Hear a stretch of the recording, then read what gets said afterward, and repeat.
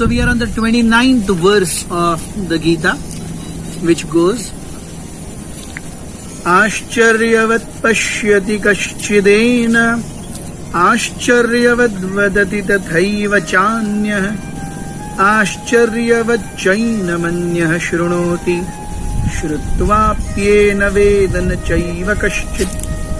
Some look on the soul as amazing, some describe him as amazing, and some hear of him as amazing, while others, even after hearing about him, cannot understand him at all. Srila Prabhupada describes this as the amazing verse of the Gita, because the soul is described as amazing. In so many ways it is described as amazing. Krishna says, Ascharyavat pashyati kaschitena. It is the soul which is embodying right from a single cellular organism like a virus to a gigantic elephant. So Ascharyavat pashyati, एक छोटे से virus से लेके इस पूरे महान हाथी तक किस प्रकार से एक छोटा सा कण सभी शरीरों को चलायमान किए हुए. आश्चर्यवत पश्यति, आश्चर्यवत वदति तथैव चान्यः. We see, we have been discussing about the fallacy of the material concept of life and actual existence of the level of soul. And even yesterday we discussed how science is too much emphasizing on what can be analyzed from our own limited sphere of knowledge, which we describe as sensual.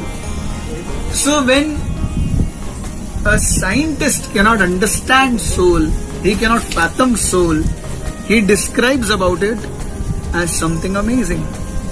Even as early as 1960s, the science had come with a concept of antimatter.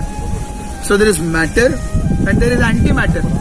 And we have in 1960, Srila Prabhupada is writing in Back to Godhead magazines, and Back to Godhead, it used to come in newspapers. Back to Godhead used to come in newspapers that time. So Srila Prabhupada says, this antimatter is what we call a soul. Atma kya hai? What is not matter is soul. Ascharyavat chainam anyah shrunoti.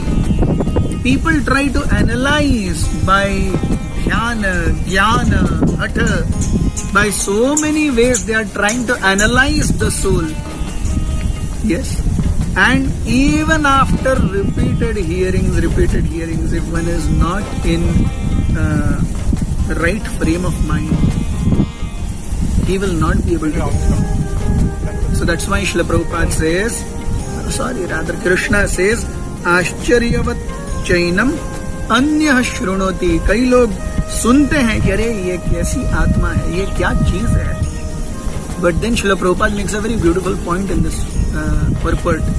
He says, even though we might hear about it, even though we might speak about it, even though one might try to fathom about it with one's logical intellect, still, unless there is penance and sacrifice, one cannot actually understand what this is.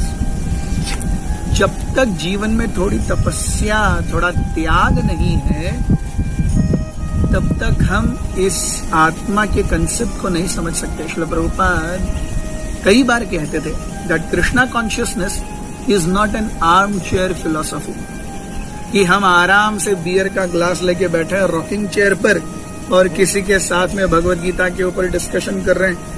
वो श्रीमद् भागवत के कुछ श्लोक सुना रहा है और बीच में मैं भी स्मोक कर रहा हूँ, वो भी 2 घुट मार रहा है. अरे वाह, खूब जमेगा रंग, जब मिल बैठेंगे 3 यार. ऐसे भगवत गीता नहीं सीखी जाती. So there has to be penance, there has to be sacrifice. Only then something anti-material will actually come into fathomness. यहाँ कुछ जाएगा.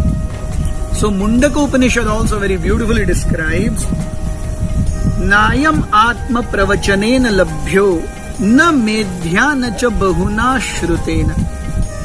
हम अपने आप आपको बहुत ज्यादा प्रवचन दे करके या सुन करके नहीं समझ सकते।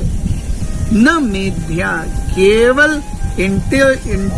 इंटेलेक्चुअल परस्यूट्स नहीं समझ सकते। न च बहुना श्रुते, अरे बहुत पढ़ा है हम तो समझ ही गए, ऐसा भी नहीं होता। So how can we know about atma? Mundakopanishad says यस्य एवेश वृणुते तेन लभ्य। One who actually wants to understand only Atma, he does not have any concept with bodily recognition. Only he can understand so. To such a person only Atma or the Spirit or Krishna reveals himself. So we see Krishna explains also very beautifully in Bhagavad Gita that those who are on this path, they are resolute in purpose. They have only one determination: I must understand myself, I must understand God. जब ये एक ही जीवन में ध्येय है तभी हम भगवान को समझ पाएंगे। Thank you very much.